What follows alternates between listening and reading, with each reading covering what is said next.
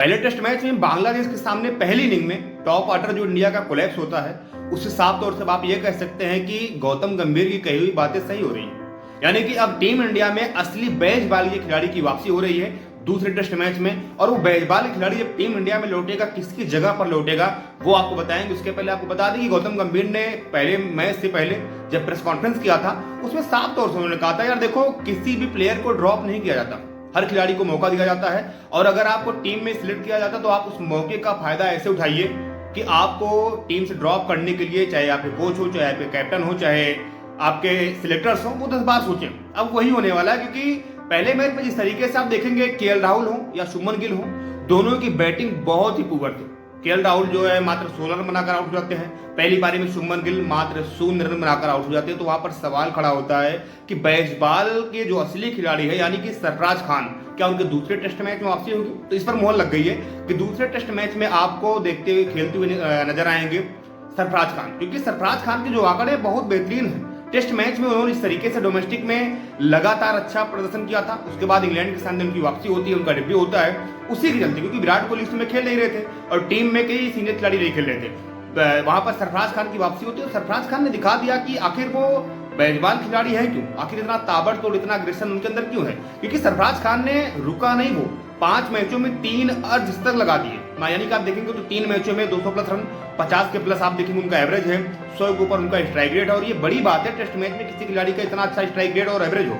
और आप देखेंगे तो इस तरीके से सरफराज खान ने रन बनाए, वो बहुत बेहतरीन थे। एक मैच में 56 रन, 68 रन, 62 रन, और यहाँ पर फिर देखेंगे 14 रन, यानी कि 3 मैच की 5 पारियों में 3 बार तो वो जड़ चुके हैं 50 रन। तो ऐसे में शुभमन गिल बाहर जाएंगे या केएल राहुल बाहर जाएंगे, हो सकता है कि दोनों बाहर जाए, क्योंकि ध्रुव जुरैल भी इंतजार कर रहे हैं। अब ध्रुव जुरैल तो बहुत अच्छे प्लेयर हैं। ध्रुव जुरैल ने पहले मैच में जिस तरीके से इंग्लैंड के सामने दर्शाया भी था, और उन्होंने कहा भी था, और उनकी खेल से भी लगा था हर किसी को, कि अगर ध्रुव जुरैल को मौका मिलता है, सरफराज खान को मौका मिलता है, दोनों बहुत लंबे रेसी घोड़े हैं। ये दोनों टीम इंडिया को मैच जिताऊ पारी खेलेंगे और टीम इंडिया में आप ये कह सकते हैं खूंटा गाड़ कर ये रख जाएंगे और टीम इंडिया के लिए एक लंबे अरसे तक खेलते रहेंगे। केएल राहुल को अगर आप देखेंगे तो अभी तक उन्होंने टोटल 87 पारी खेली है, यानी कि 50 मैच से ज्यादा अगर कोई प्लेयर खेलता, उसका जो एवरेज है वो 35 से कम है, तो ये आखिर कहां तक इंसाफी है। और वो प्लेयर जो बाहर डगआउट बैठकर इंतजार कर रहा है, उसका प्रदर्शन बहुत शानदार है, वो बेसबॉल का असली खिलाड़ी है। सरफराज खान ये देखते नहीं, कम टेस्ट मैच खेलने लगता है जिससे T20 और वनडे मैच खेल रहे हैं। वही शुभमन गिल को आप देखेंगे तो शुभमन गिल का जो एवरेज है वो मात्र 34 का है। और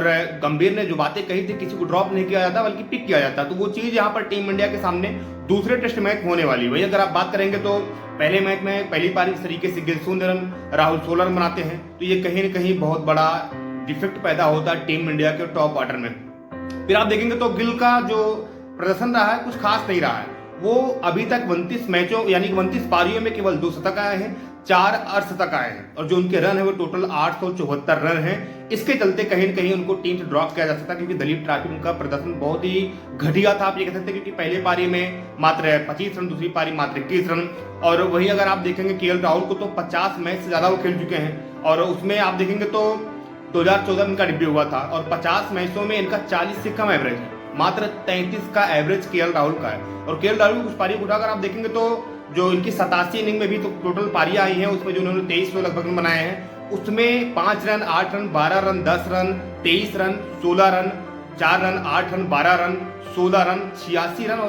यानी कि अगर आप टोटल उठाकर देखेंगे तो मात्र 2 ऐसी पारी है जहां पर केएल राहुल का बल्ला जो है वो गरजा है, और वो 101 रन और 86 रन की जब वो पारी खेले थे। तो इस पर सवाल उठता है कि आखिर अगर आप इतने लॉन्ग टर्म से खेल रहे हैं, यानी कि 2014 से 2024 तक लगभग आप 10 साल से खेल रहे हैं, और 10 साल में अगर आपने अपना एवरेज मेंटेन नहीं किया, यानी कि आपका जो एवरेज वो 40 से कम है, तो ये कहां तक जायज है टीम इंडिया में? क्योंकि टीम इंडिया में खिलाड़ियों की लगातार झड़ी लगी हुई है। टीम इंडिया में एक से एक खिलाड़ी है, और जिस तरीके से सरफराज खेलते हैं, जिस तरीके से ध्रुव जुरैल खेलते हैं, तो कहीं ना कहीं ये प्लस पॉइंट होगा टीम इंडिया के लिए कि उनको टीम इंडिया में लाया जाए और एक अच्छी पारी खेलने का उनको मौका दिया जाए, टीम इंडिया के लिए एक भविष्य के रूप में उनको देखा जाए। और वैसे भी आप देखेंगे तो गौतम गंभीर जब से हेड कोच बने हैं, वो जो यंगस्टर हैं उनके ऊपर ज्यादा अपना समय इन्वेस्ट करना चाहेंगे। और जाहिर सी बात है कि यहाँ पर आप देखेंगे तो चाहे शुभमन गिल हो, चाहे केएल राहुल हो, दोनों को दूसरे टेस्ट मैच में ड्रॉप किया जाएगा।